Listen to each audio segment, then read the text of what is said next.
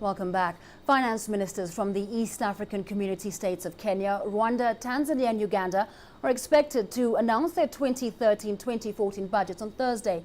This follows an agreement made in 2004 at a Heads of State summit that as part of the integration process, all member states should read their budgets on the same day. In Kenya, the government will present the country's first budget statement under a devolved system of governance that was introduced after national elections in March.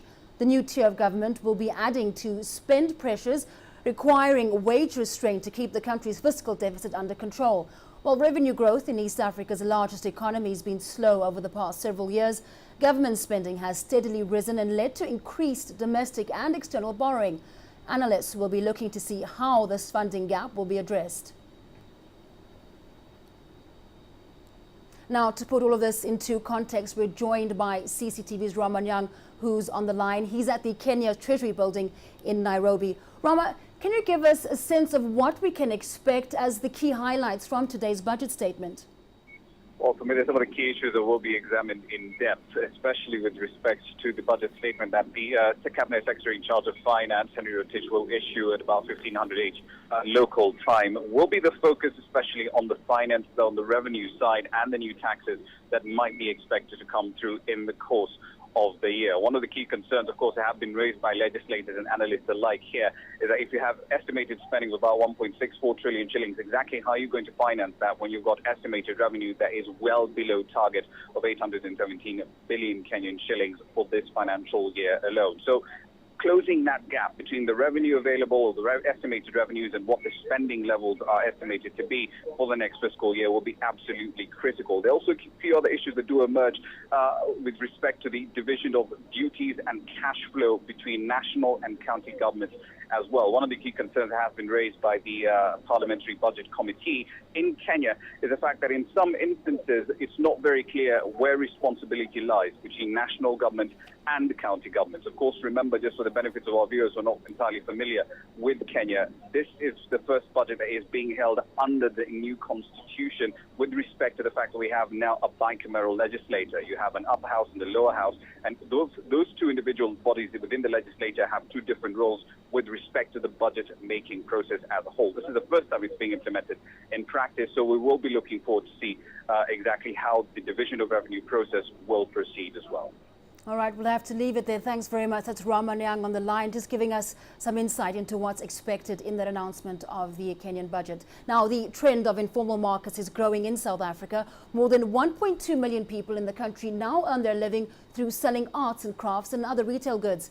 As Sumitra Naidu reports, informal markets are getting smarter and more diversified, and many are now seeing the market scene as a more lucrative business opportunity.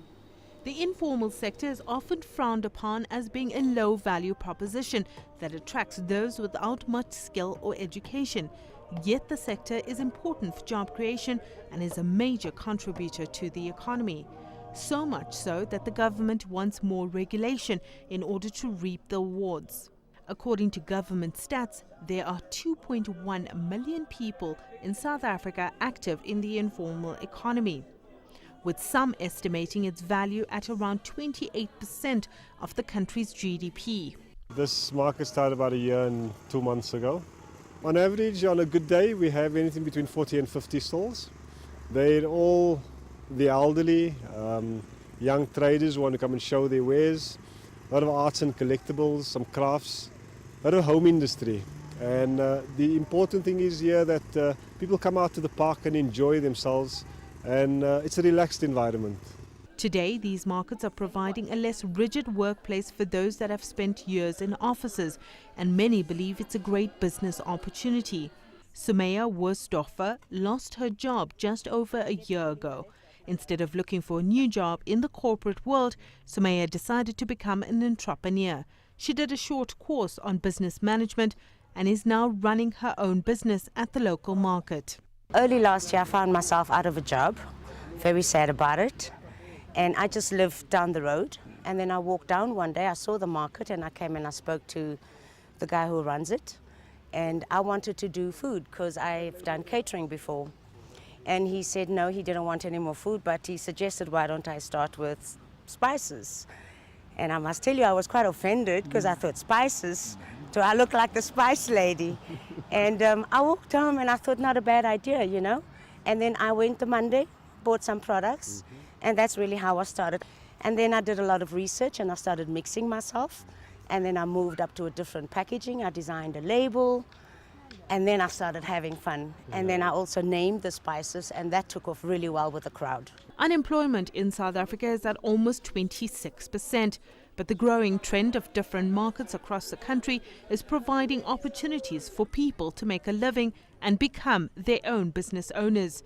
The overheads are low and the profit margins are high in most cases, especially where more niche products like arts and crafts are being sold.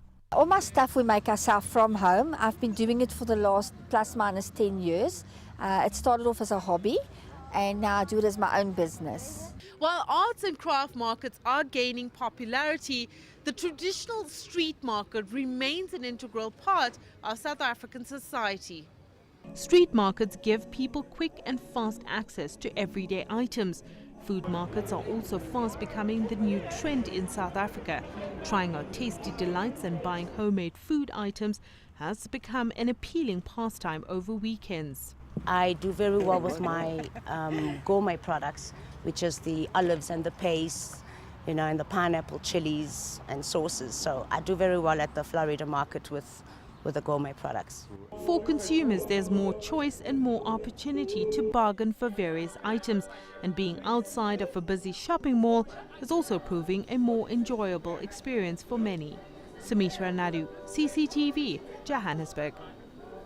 Now, as we wrap up, Biz, let's have a look at how the markets opened. The Nigerian All-Share Index continues to trade in negative territory, losing 2.25%, while the JSE was looking bearish and it's lost almost 1% in early trading.